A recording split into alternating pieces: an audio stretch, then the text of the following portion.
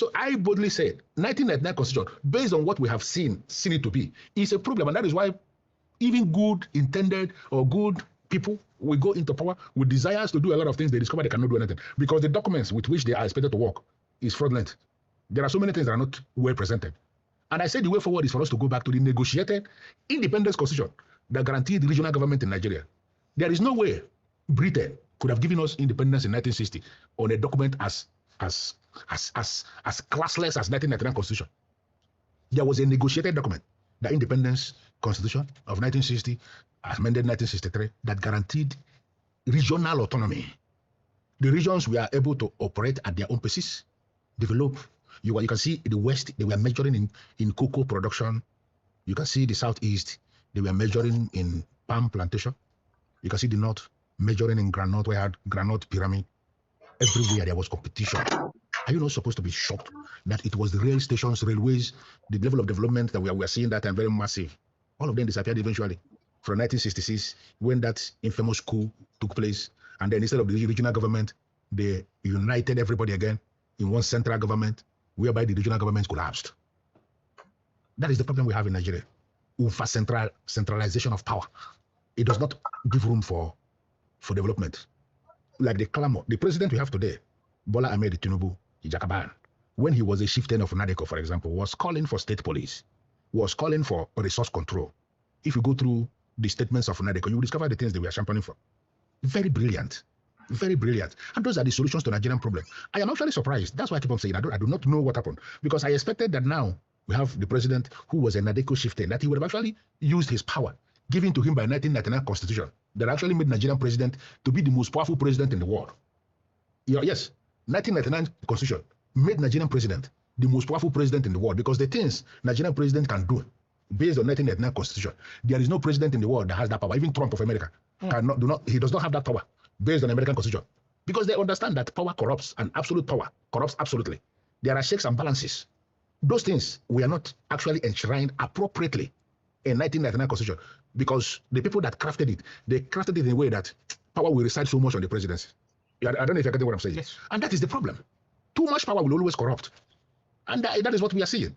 And when you give a man so much power, he may not be able to know what to do with power. Why not decentralize this power? So that power can be in the hands of too many people. Not too many people, too many establishments, too many institutions. Because if Nigeria must function, the institutions of government must be stronger than individuals.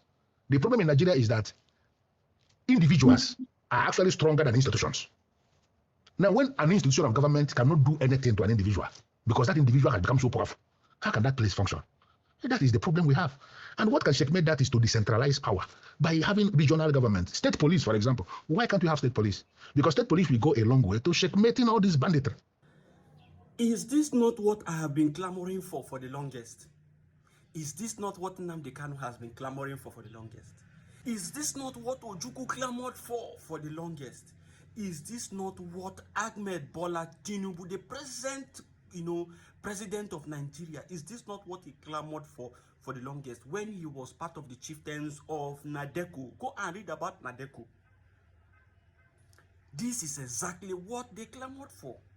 And this would have ended all this banditry and everything happening in Nigeria. This would have, set us on a trajectory of development, human capital development, welfare, very wonderful welfare for the citizens, and what have you. It would have put us on a pedestal of, pursuing to be a developed country.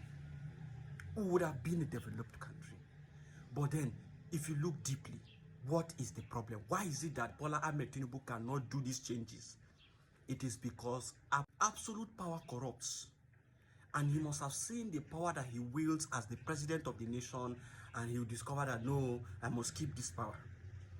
Go and read up exclusive lists of the Nigerian government, and you will see the kind of power. Your state governor cannot do anything if the president does not give approval for the police and the military to do something. Your state governor cannot control the police in his state. He will require the directives or the approval of the IGP or the service chiefs before any military or police can listen to him.